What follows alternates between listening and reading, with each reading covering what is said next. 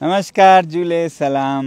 आज मेरे अनशन का 12वां दिन ख़त्म हो रहा है और आज यहाँ पर बहुत लोग, लगभग 5000 से भी ज़्यादा जमा हुए एक दिन का अनशन हमारे साथ रखने के लिए, क्योंकि आज रविवार था और भारत के तकरीबन 25 शहरों में छोटे छोटे प्रदर्शन और अनशन हुए। आप सबका मैं धन्यवाद करता हूँ। आज मैंने सोचा कि कुछ लद्दाख की मांगों के बारे में जो भ्रम फैले हैं, मिथ हैं, वो साफ कर दूं। पहली बात तो अभी के सरकार के काल में लद्दाख के साथ बहुत बड़ा धोखा हुआ। 2 बार उन्होंने चुनावी घोषणा पत्रों में लिखित में वादे किए कि लद्दाख को 6वें शेड्यूल में संरक्षित किया जाएगा और उसी के बुनियाद पर 2 बड़े चुनाव भारी बहुमत से जीते, मगर उसके बाद उन्होंने पैर खिसक लिए और अभी तो साफ मुकर गए। अब कहने को कारण हमें ये बताया जाता है कि 6वें शेड्यूल में आपका विकास नहीं होगा, मगर 6वां शेड्यूल तो विकास के खिलाफ नहीं है। वो तो सिर्फ ये कहता है कि स्थानीय जनजातीय लोगों के समन्वय के बिना कुछ भी नहीं हो सकता है।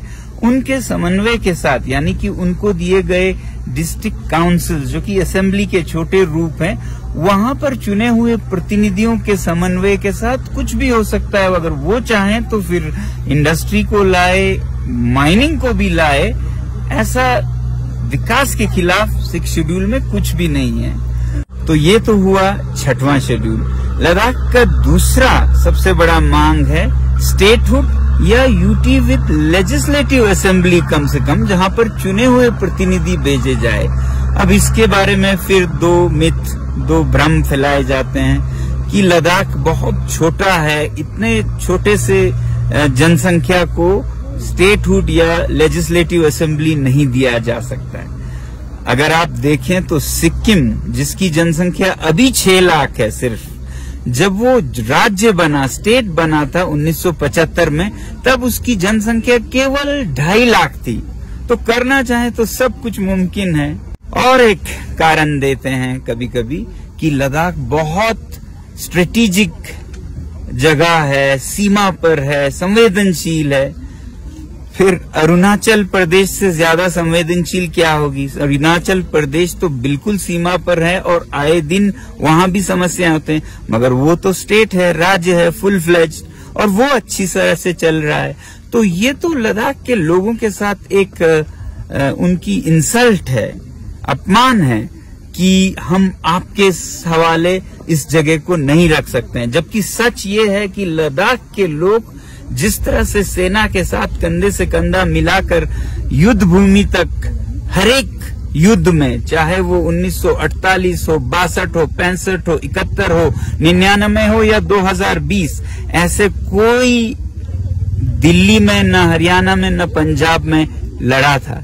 तो फिर तो उनसे भी स्टेटहुड हटा लीजिए, क्योंकि उनपे भी क्या भरोसा।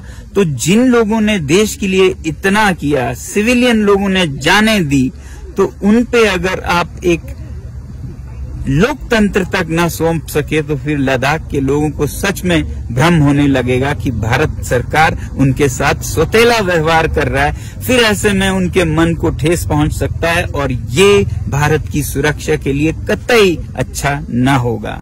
आज बस इतना ही। बहुत धन्यवाद आप सबका लद्दाख के इस आंदोलन में जुड़ने का। हमारी आवाज को सशक्त करते रहिएगा। धन्यवाद। नमस्कार। जुले। जय हिंद।